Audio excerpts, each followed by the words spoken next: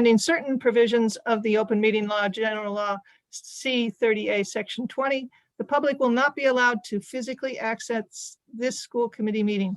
Members of the committee and the public are able to access the meeting via remote meeting technology such as Zoom, and the necessary access information was posted prior to the meeting. Could we all please stand for the Pledge of Allegiance? I pledge allegiance to the flag of the United States of America and to the republic for which it stands, one nation, under God, indivisible, with liberty and justice for all. Please be seated. Okay, so tonight is going to be a little bit different night. I did see one public comment. We're not taking public comment tonight due to the fact that we are in a hybrid situation with a short business meeting and then going into a lengthy training from the Anti-Defamation League on anti-bias training. Superintendent's update. Great, good evening. I will be really brief. And I know Mara is sort of our timekeeper so that we can make sure we're ready for 6:15. Just a couple of updates. As you might be have seen from the past week, we had one positive community member that tested positive for COVID. Just please appreciate that it was our vacation week. And that's why that number was the number that it was and as low as it was. Next, if I could just go a couple of items I just want to go over with you. I know that a couple of weeks ago, an article appeared in the newspaper that had several quotes from me. I just want to clarify that, please know I have not been interviewed in months by our local newspaper. So I think some of those things that were reflective of some of the things I was saying weren't from a direct conversation that they had with me. Might have been basically listening to our Zoom meetings that are happening for school committee. But I do want to clarify a comment that was made that I think things are going well. And there are things that are going very well. And we are making the very best of a very difficult educational model and situation that we're in right now. We certainly have come amazingly great lengths since last March 13th of 2020. But I can't stress enough, and Cheryl, I know you and I have talked about this, it's hard. It's hard work. And these teachers and parents and principals and staff and admin and directors and parents and students and our custodians, our nurses, and the list could go on and on, have been doing amazing work, but it's been hard. And we continue to try to refine that. So just to clarify, I do think really good things are taking place in our district. And there are areas that we do need to get better at. And we certainly hope that we're never going to be teaching the pandemic again. But I think we certainly have learned things that we certainly would do a little bit differently. Lastly, teaching does look different. Teaching and learning does look different. It certainly looks different at teaching in the pandemic. It's certainly teaching differently and learning at the elementary level and at the secondary level. I also want to be careful of my time, and I know Mara's paying attention to that for me, but the last thing I am sure that you're hearing is that the Commissioner of Education, Jeff Riley, came out this week about return to school. He said publicly and met with superintendents yesterday about elementary students all returning back to school 5 days a week starting April 1st. That was the first time we've had that conversation with the commissioner yesterday. He is going to the Board of Education, from what we're hearing, to get a vote in the next couple of weeks that he will mandate that as the Commissioner of Education in the state of Massachusetts, that students who will return 5 days a week in person. What I can tell you is that I have a lot of questions and concerns, and I know a lot of my colleagues do, and Roland I know is on this call as well too. There's nothing more that I want than to have our students return to school 5 days a week. And I think that we all want that, but I also need and want to make sure that we're doing it the right way and that we're doing it safely for our students and for our staff. The CDC has still recommends 6 feet. And with that number, that eliminates the amount of close contacts. And that's the number that we use quite often. The Department of Education says 3 to 6 feet. We've used 6 feet from the CDC. Using 6 feet lowers the number of distancing of the close contacts. So when a student or a staff member tests positive, when you're measuring out 6 feet, the amount of students that have to be quarantined is obviously less than if you were at a 3 feet.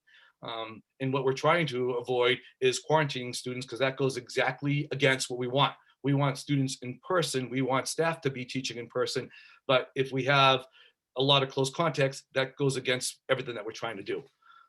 There's a lot more information to be coming, and there'll be a lot more information that I'll be providing. I'm meeting with principals tomorrow. I'm meeting with a group of our superintendents, Roland being one of them as well, going to join us tomorrow. That in the Lower Pioneer Valley, we're going to be working on this together. It's a short turnaround right now from what he's saying, April 1st. So there's a lot of questions and a lot of work to be done. And I will keep you updated, as I will either through email in the community as well through my message that I send out on a weekly basis. Lastly, the update I just want to tell you, we talked about the last time we met at school committee is the hiring of 2 additional kindergarten teachers, for one for Green Meadows and one for Mile Tree. We are finalizing that this week, and we're ready to be moving on that. I know Shantae was doing some final interviewing and some final conversations, so we'll be ready to share that information out and start that going as well too. That might all look a little different if we're hearing further from the commissioner that we're all going to be back 5 days a week. It's a balancing act we're playing right now. But I will continue to keep you updated about what's taking place with the commissioner's mandate and how we're moving forward with educationally in the Hampden-Wilbraham Regional School District. Questions or comments from me? I try to keep to my time frame there.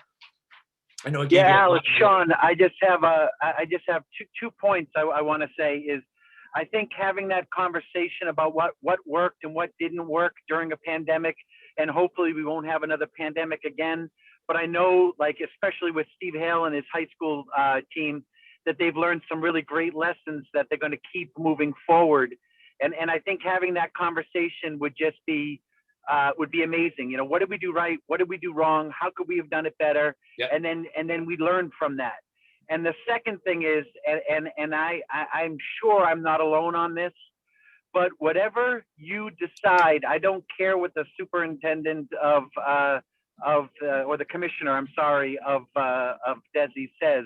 You know, whatever you decide, whatever you feel safe with for our children and for our community, I will at least stand by you in that. So if that April 1st, which is telling that he picked April 1st, but if April is the date and you feel comfortable and we feel comfortable and the teachers feel comfortable and we're ready, we'll do it. But if not, I will stand by you, and I'm sure many of us will. Yep. Thank you.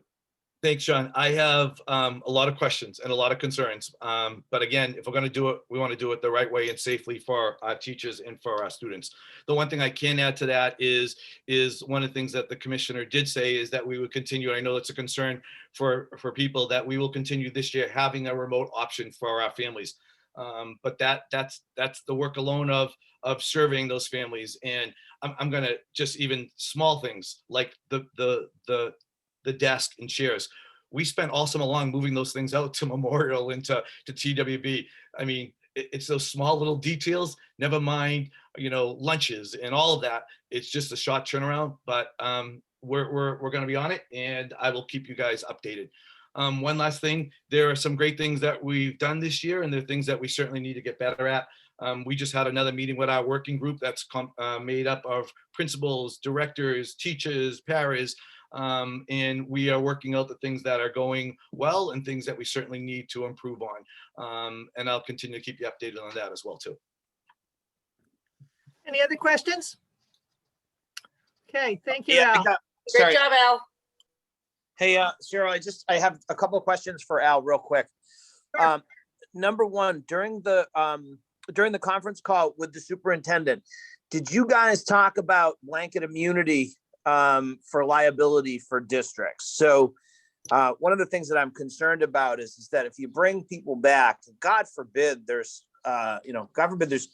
there's an incident that involves a student or a teacher in our district. Are they planning on some type of blanket liability for school districts who do get kids back into school? Number two, have we talked to Mr. Sweeney about what potential exposure for liability we would have? And then number three is, have we reached out to our liability carriers to ask them about that?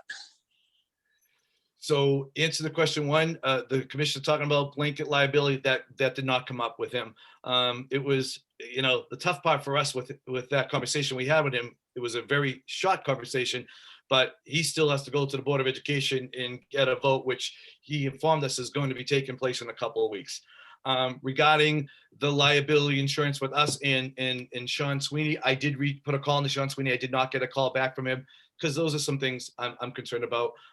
That all encompasses the health of our staff and students, but I did not get a call back from Sean today. But again, this all just happened yesterday with the commissioner, but that was on my radar to do as well too. Al, Yes. I think we've By the seen, way, great points, Bill. we've seen a number of communities, I would say, since around the February 1st timeframe. It seems far more from March 1st forward that have returned to either 4 or 5 day a week in-person learning, especially at the elementary level. Mhm. In most cases, when you read about those communities, there's also a reference to the pool testing that they are doing in order to support that return. So I guess my first question would be is, where are we with pool testing? The second question would be, are there any lessons learned on how those communities have approached, frankly, being in compliance with what the commissioner is asking prior to that April 1 date that has been shared on some of those superintendent calls that you're on? Sure. So the first thing is, and I know, Patrick, you and I talked a little bit about the pool testing, and it was an interesting conversation we had about teachers and pool testing. You know, I've spoken multiple times to Terry and Misty, and we've had conversations with our community about pool testing. There's still spots available. Right now, approximately 150, I believe, communities in the entire state of Massachusetts are looking at pool testing. He's opening that up again. There was a start and end date on that happening. He's opening that up for a longer period of time. Terry is not joining us today or tomorrow. She has a couple of well-deserved days off, but that will be a conversation that I have with her when she comes back. The other part, Patrick, is the communities that are coming back. They have not stayed to that 6 feet, the CDC guidelines. There are some districts that have used only the 3 feet guidelines, because the Department of Education has said from the beginning anywhere from 3 feet to 6 feet. We've always kept the 6 feet. It's something I said from the beginning following that CDC guidelines. I really was hopeful last Friday. There was this big announcement that CDC was going to make. We all were on that call waiting for that big announcement. And basically what the CDC said was exactly what we're doing right now. Keep your 6 feet, keep your mask on, make sure you're washing your hands, and that wasn't anything more relevant than what we're doing now. I'm hoping that there'll be some change in the CDC guidelines. We're hearing that that's happening. But I think that when you're seeing a lot of those districts, or some of those districts that are going back, it's because they're not using that same guidelines that we've been using from the beginning. With that reopening of the pool testing, does that also reopen the window that it will be picked up from a financial cost standpoint? Yes. Yes. Yep. Great. Yep. So again, we thought there was a start and stop time on that. He's expanding that a little bit further. So it intrigues me, and especially in terms of there was a part of that pool testing that I was concerned about, and our teachers were concerned about, that when you're having the students continually testing, the interruption to instruction, how exactly that was going to work. There were a lot of logistics, who was going to do it. But again, I think it's a conversation now with looking at students and staff that we revisit that. Thank you, Al.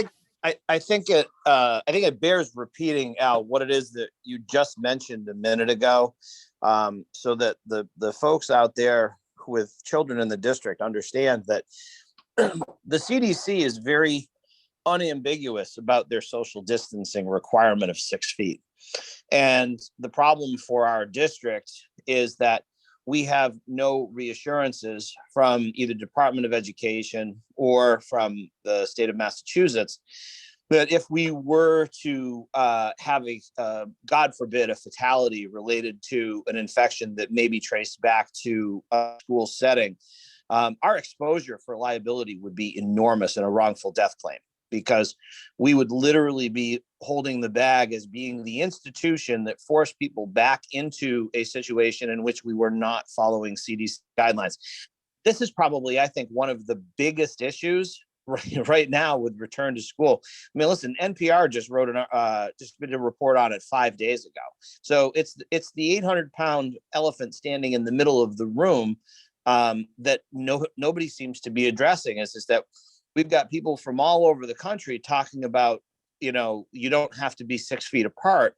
But the one federal agency that's been kind of at the forefront of this refuses to budge on that, and that's disconcerting, because as a member of the school committee for the district, I mean, I've got kids in the school too. I want them back. I love my children, but I'm sick of them being home. But at the same time, I have to watch out for the district, and I think we all do, because God forbid that happens. This district could be facing a calamitous, legal challenge on which we would literally have no basis to support. So I think it's important for people to remember, if you can get the CDC to relax those guidelines, or to provide, an exemption for children who are in school,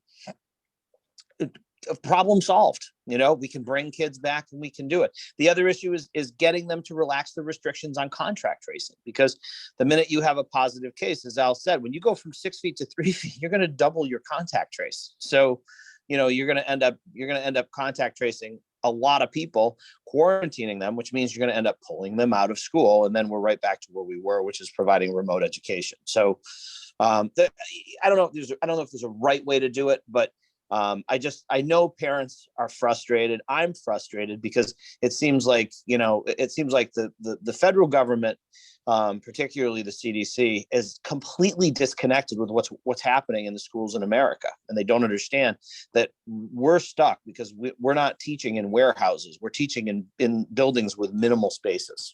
So all I got to say.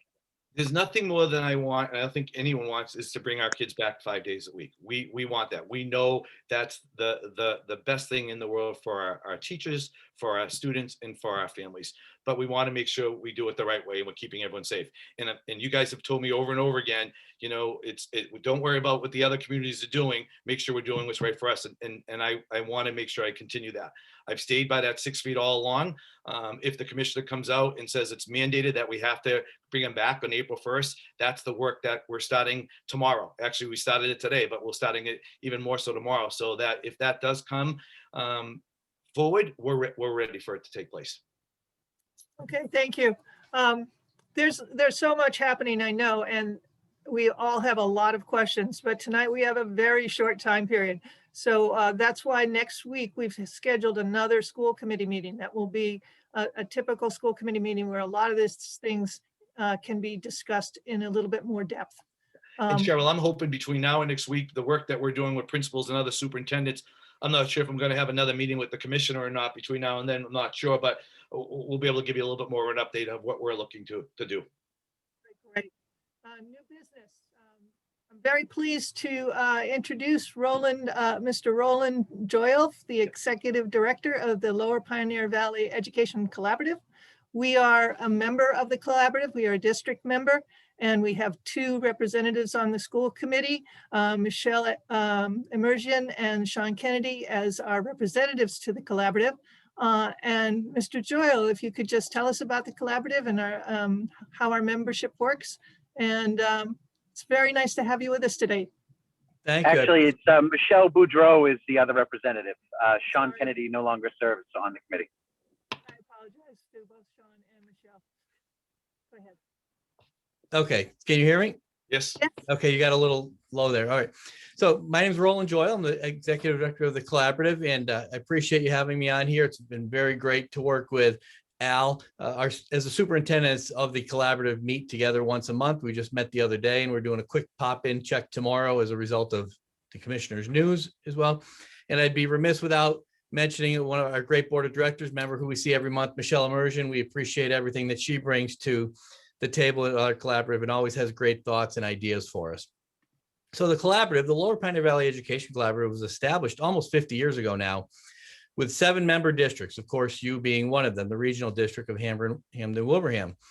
And we do many things. The most notable are the educational pieces that we do right now with career tech. So there's almost 500 students in career tech over at the Brush Hill Avenue site in West Springfield. And you send students over there. And we also do special education programs in, some of them are located right on Brush Hill in West Springfield, and a few others are in some area high schools. You at Minnechaug High School with Principal Hale host one of our programs there. And I can tell you, it's probably the shining light of our programs that are out of our building. In that sense, your staff, I want to give a shout out to the staff at Minnetonka, has done a great job integrating with our teachers and our students. I was over there just before the holidays when we had a few of our students, you would say aging out. They were turning 23, so their time was up. And the genuine heartfelt thanks that your staff, your guidance counselors came in, a vice principal when I was there, the phys ed teacher, everybody knew everybody's name. So I knew it wasn't just staged. You know, they were coming in and the kids really appreciated that. And we hear time and time again from our teachers and our faculty members there that, you know, how welcoming Minnetonka High School is. So congratulations and thank you for allowing us to have some space in your building there as well.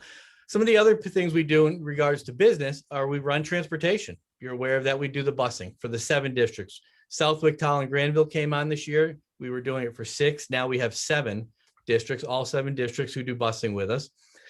We have a garage in Wilbraham, right on Route 20 on Boston Road out there. You may go by that at times. There are 4 garages that we have. So we have about 225 vehicles that we run out of 4 locations. Another business side that we have is the Medicaid reimbursement program. So we coordinate Medicaid reimbursement, try to take the burden off of the districts. The districts still have a little paperwork to do, but we do that so that you can receive that. There are about 60 districts that we work with. We work with all our collaborative members, but other districts contract with us as well. And a third business part that we do is energy management. We work with about 50 districts on that. Your towns, Hamden and Wilbraham, the schools use us for natural gas and electricity going out to bid on those. And your town of Wilbraham and Hamden use us for gas and diesel, gas fuel and diesel fuel on that. We also have a curriculum director who does a few job-alike groups with different groups, so from instructional coaches and curriculum directors. I know that our special ed directors meet. I say ours being collaborative. The collaborative special ed directors meet at times, as well as the superintendents. The budget of the collaborative is about roughly $25 million. About half of that is transportation. The other half is educational. And since 2009, our business official, we have Anna Bishop, who's our director of finance. Every year we submit through the ASBO. I know that Aaron would know that, the Association of School Business Officials, and we've received the Meritorious Budget Award every year since 2009. So something we can be proud of in doing that each year. The collaborative employs over about 360 people, about 250 of those being in transportation, from bus drivers to monitors, mechanics, you name it, and that. So I know Al wanted me to come on and say hi, a little about myself quickly. This is my first year there, so I appreciate the veteran help from Al and the other superintendents on this year. Whether you're a rookie like myself being a superintendent or a 20-year veteran, COVID was the first time for everybody. So you've heard that, and it's been challenging as we spend a lot of time doing that. But prior to this, I was an assistant superintendent in Chicopee, and prior to that, I was a longtime principal at Chicopee High School, and then taught at Putnam High School and was a vice principal there way back in the day on all that. So I appreciate you being a member of us, and we value your membership, not only from sending your children to us, but also housing some of our programs in your buildings as well. Thank you. Any questions or comments for Roland? We really appreciate, Roland, you being in your position, new this year. It has to be hard, but thank you very much for everything the Lower Pioneer Valley Collaborative offers our children. Really appreciate it. It's Roland. nice Hey, to also Roland, be able to put a this is face and Sean. voice with the name. Yeah. Hey, this is Sean Kennedy. So what's interesting about the Lower Pioneer Valley Educational Collaborative is that, like you said, you have all these member districts and town school systems in it. Something that we have struggled with in the past is grant writing. And I know we were talking at one time about see if we can get the towns to get a grant writer that we would share or something like that. I was wondering if you have any grant writing capabilities. Do you have a grant writer on staff? And is there any way to maybe expand that so that we can participate in that as member districts? So Sean, like, do we have a direct grant writer? No, we do have a curriculum director who has undertaken some writing of small, and when I say the word small grants, $10,000 to $20,000 grants that aren't too bad, but it is something we can look into. So I will look into that. And the collaborative's purpose, right, is to help our 7 districts. That's our mission, is to help them. So if there's enough help, and maybe we'll reach out, not maybe, Sean, I will reach out to the other districts and find out if this is something they'd be interested in. And what we can do is pool resources. That's where we save money for everybody, right? What we're doing with the busing, with the career tech, with our special education program. So I will look into that. Well, thank you very much, Roland. Actually, I have one more point I'd like to bring up while we have Okay. you here, if I may. I know we're in a rush, but we don't have them here No often. problem. We had an issue before you came on board with the busing, that we were told that they weren't going to furlough any of the bus drivers because they were afraid that it was going to they were going to lose all their bus drivers, and it did cost a substantial amount of money to the district, having these, paying for these bus drivers, which we love and care and respect about, but they weren't working during a period of time. And if they were furloughed, they would have got some extra money potentially from the government. It seemed like it was a win all the way around, but we were told it was a non-starter, that the collaborative was going to lose their drivers. Now it seems that's exactly what you're doing. What was the thought process? What changed? Because there was a lot of money that could have went back to the member districts and towns that didn't. Right. Well, Sean, I can't speak about what changed, as I wasn't in the job last year, but I was in a district that did keep our bus drivers employed. And that was at the recommendation of the commissioner, who flat out suggested and strongly guided all the districts across the Commonwealth to keep their bus drivers employed. And I think there may have only been one or two literally in the whole state who actually furloughed their drivers. Why we're doing it this year? Because the days were so small. The number of days, it was that Wednesdays at the beginning of the year. And what we ended up doing is not furloughing the drivers for 1 day, anything over 2 days. So for 1 or 2 days, drivers were still coming in and they were working around the shops, around the garage, cleaning buses, doing those types of scenarios. Anything over 3 days, we did furlough as a savings to you, because at 3 days, the bus drivers could collect unemployment. At 1 or 2, it wasn't worth it for them. They couldn't go out there and do that. So we didn't want to play around with people's livelihood, as you mentioned, and there is some extra governmental aid in there at that sense. So we ended up talking about it with the union, with our board of directors, and came to that realization. So there were times when districts, and you had some shutdowns earlier this fall, where there might have been 1 day where you had some cases and you needed to do something, and then it went to a second day. And then other districts closed down for a week at a time. And we've had another district that closed for about 2 months. So in that sense, to be fair to the drivers, we didn't want to have a burden to our districts and not waste money. And the reason that was this year, the commissioner did not suggest that we keep people employed. I will tell you, on a side note, if you know anybody who wants to be a bus driver, we are looking for bus drivers. It is tough to get people out at this point. So we have signs on our buses. You may have seen them around, which has never happened before. We are now advertising on our buses looking for drivers. So please have them give me a call if you have anybody who you know. Okay, thank you.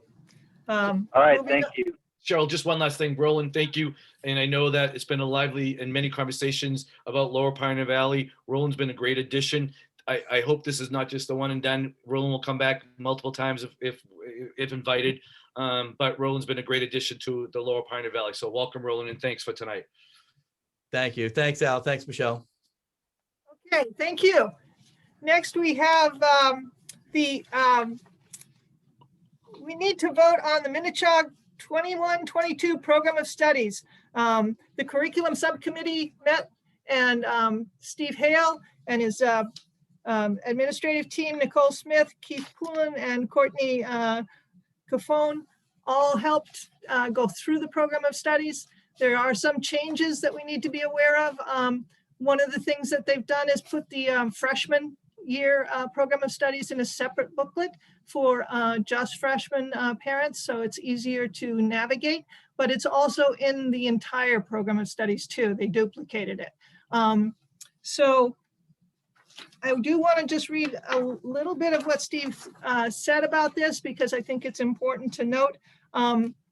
And we also should note that Steve is on the call. If there's any questions, he'll answer them. but they keep your questions short and sweet because it's his birthday today. And he needs to go back and eat some cake and celebrate. So Steve wrote, I'm very excited to present to you the Minnechaug Regional Program of Studies with input from the Minnechaug community and in consideration of the graduation requirements. Our focus and approach this year has been to foster comprehensive course offerings while maintaining commitment to the diversity of student needs. In the simplest terms, we are attempting to match interesting courses with student needs, both high-performing students, students who need support, and all those in between. The work of our faculty and staff is commendable and noteworthy. They have continued to keep students first in their focus with their attention to student needs and interests. In addition, I would like to recognize and thank the work of our Minnechaug instructional leadership team, our guidance counselors and administrative team, and in a special way, I want to publicly recognize Nicole Smith, Heidi Drowick, and Keith Poulin for their collaboration and expertise. Lastly, my administrative assistant, Mrs. Erica Gunstorm, for painstakingly compiling and editing the information for this year's program of studies. So we need to, at our curriculum subcommittee meeting, we looked at the program and studied and discussed it with Steve and his team, and we took a vote and we made a motion to adopt the program of studies for the 21-22 school year. And we took a vote, and it was unanimously, Ms. Ryan, Ms. Boudreau, and myself unanimously voted yes that we would adopt it in the subcommittee.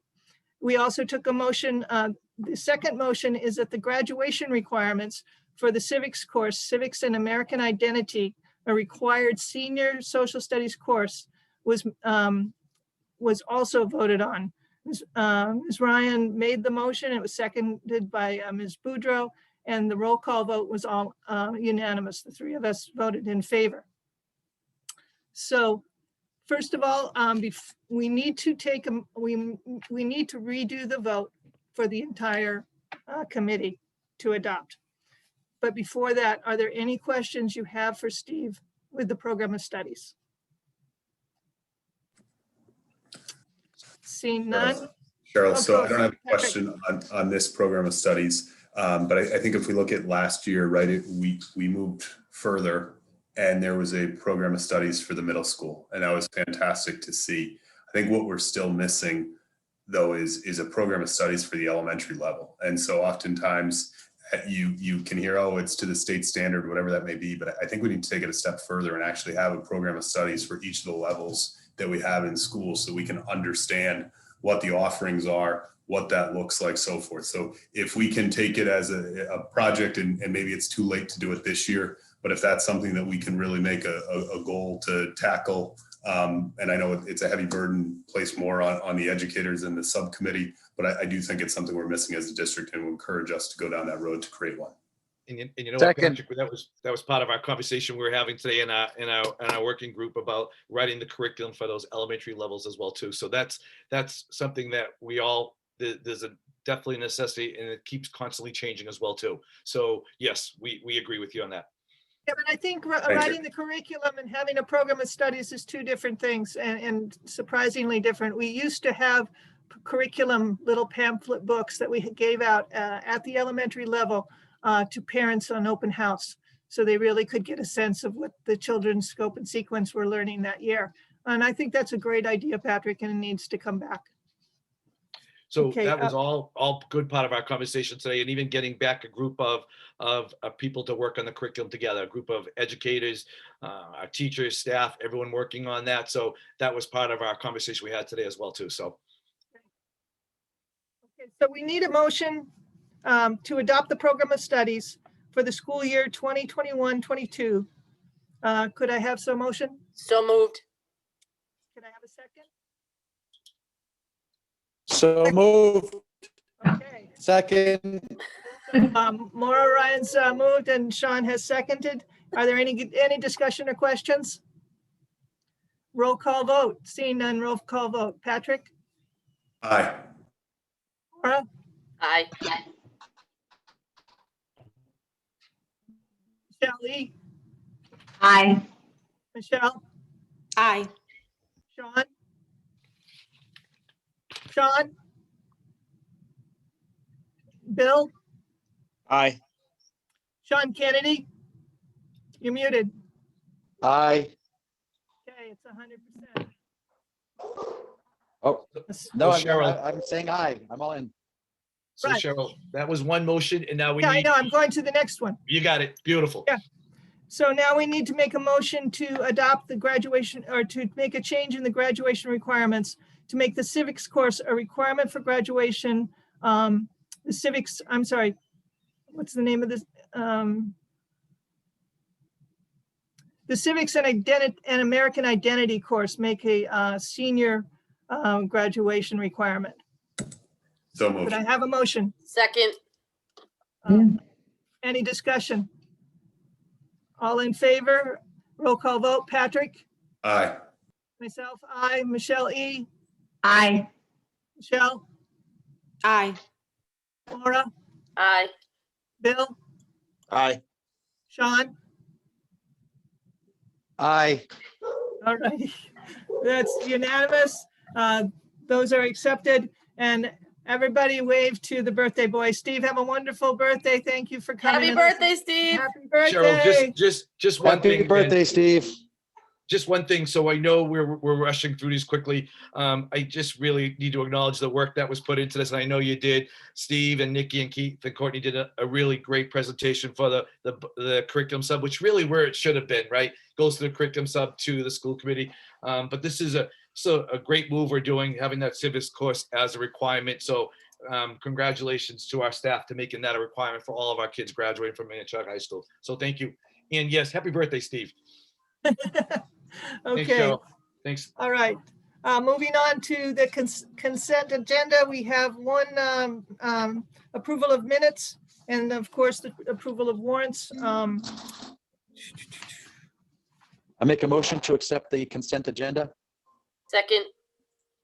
Discussion.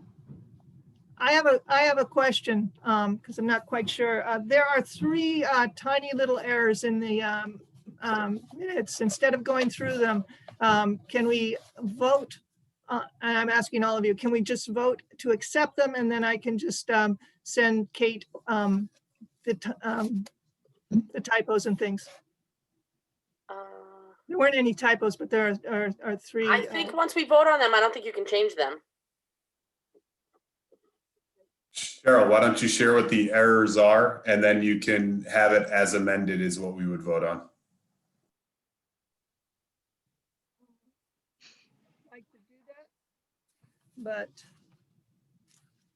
I'm not sure where the first page went.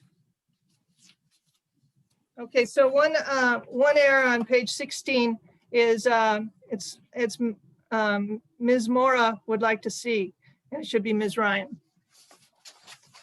Okay, on page 3, I'm sorry, on page 3, it says more than, let's see, the committee is not looking for details or student by student or classroom, more from the 30,000 level perspective. It was the 30,000 feet.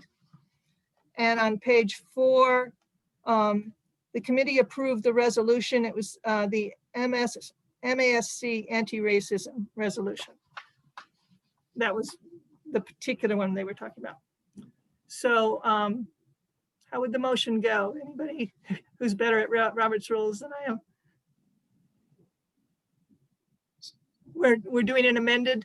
You make a motion to accept the consent agenda with the above mentioned modifications to the minutes. Someone make that motion, please. And then we have to go back and do the original one, right, Bill? Because that's already been seconded on the floor. That's correct. I make a motion to accept the consent agenda with the edits made by Cheryl. Second.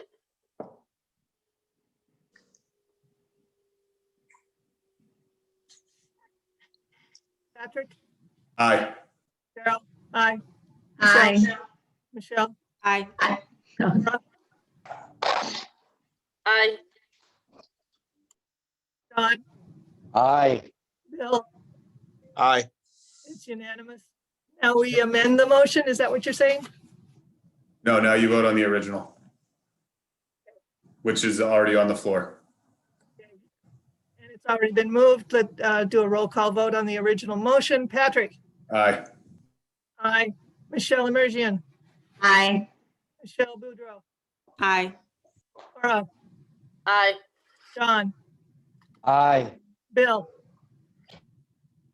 Bill, take off. Aye. It's unanimous. Okay. Kate, do you have all those small changes? If not, I have them. She also has the recording she can go back to as well. Okay, perfect. Okay, so we have a need for executive session. Following executive session, we will move to adjourn. Following adjournment, we will go into the committee will be participating in professional development with the Anti-Defamation League.